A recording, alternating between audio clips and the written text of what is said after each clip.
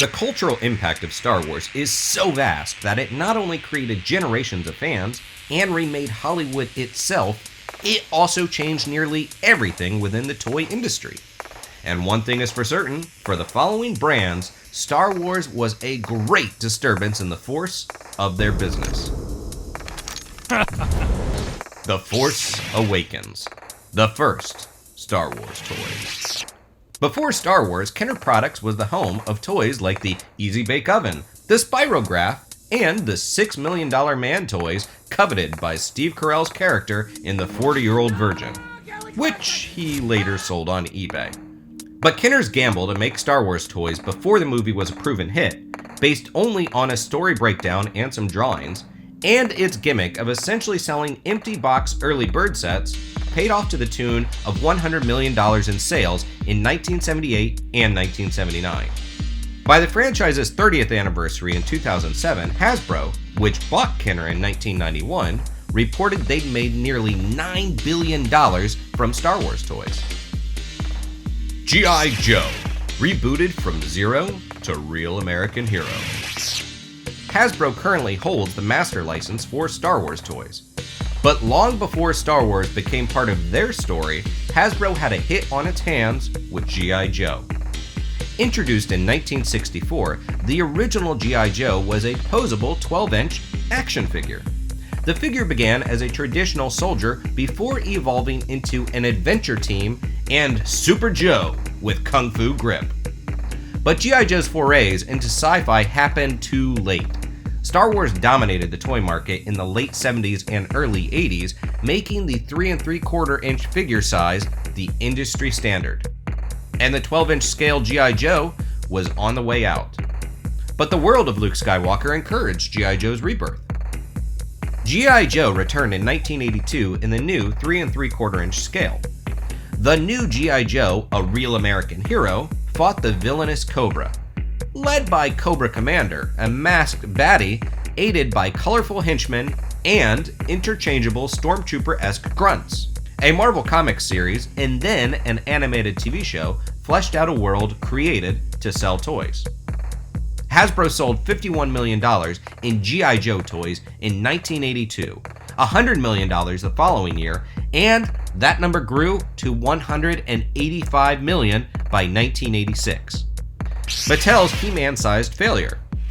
Before Prince Adam held the sword of power aloft and channeled the power of Grayskull to become He-Man, there was Mattel, the home of Barbie and Hot Wheels. Yet the toy giant turned down the chance to become the home of Star Wars figures and playsets. That missed opportunity left Mattel without a successful action figure line, despite many failed attempts. But He-Man turned their Star Wars failure into a win. The 5.5-inch Masters of the Universe toys with rippling muscles bucked the 3 3/4 inch industry standard popularized by Star Wars toys. The 1983 He-Man and the Masters of the Universe syndicated cartoon was created specifically to add some mythology and sell toys. As far as the story itself, let's say a blonde-haired chosen one with a special sword who goes up against a dark villain who he ends up being related to was familiar to kids of the 80s. MEGO, Marvel, DC, and the world's greatest superheroes. In the 1970s, MEGO was known for its 8-inch dolls featuring both Marvel and DC Comics characters. It was a line billed as the world's greatest superheroes. The company also produced toys based on Planet of the Apes, Star Trek, Wizard of Oz, and even celebrities such as Sonny and Cher and Farrah Fawcett. But MEGO was not interested in an unproven movie like Star Wars at a time when toys were created in response to a franchise's success, not in advance of it. So, they passed on the license.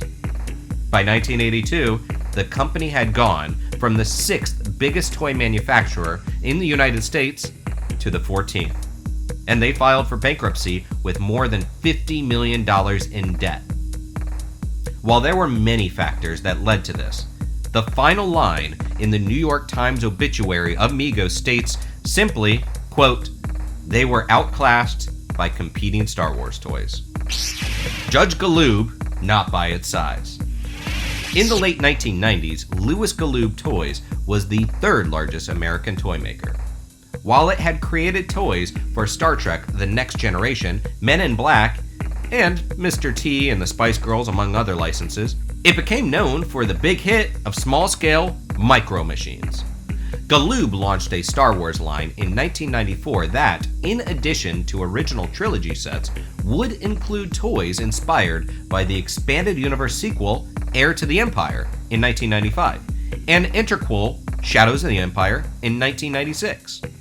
The company made about $120 million in small-scale Star Wars toys in 1997. LEGO Minifigs meet Star Wars mega success. The marriage of LEGO, arguably the most famous toy brand in the entire world, with Star Wars is a noteworthy part of LEGO's 87-year history. The company released brick sets in 1999 based on the original trilogy and the prequels, making Star Wars the first intellectual property licensed by LEGO. The company has made toys for every subsequent Star Wars property, as well as building out their own LEGO Star Wars video games and even a television series. Moreover, the marriage of Star Wars and LEGO, in addition to contributing $1.83 billion for 2018 profits, have led to hot collectibles, such as the Ultimate Collector Millennium Falcon set, which has sold at auction for more than $5,000. The rise of Darth Barbie. Barbie has been around since 1959 and is one of the most famous toys in history. She has had around 200 careers, and the character has been tied into franchises such as Star Trek, DC, The Munsters, and even Alfred Hitchcock's The Birds. Recently, though, she entered the Star Wars galaxy in a very fashionable way, with costumes inspired by the original trilogy. We are particularly fond of the Darth Vader Barbie, complete with dark sunglasses and cape. With these two iconic brands meeting, it feels as if the toy circle is complete. Without Star Wars, toy shelves around the galaxy would look very different.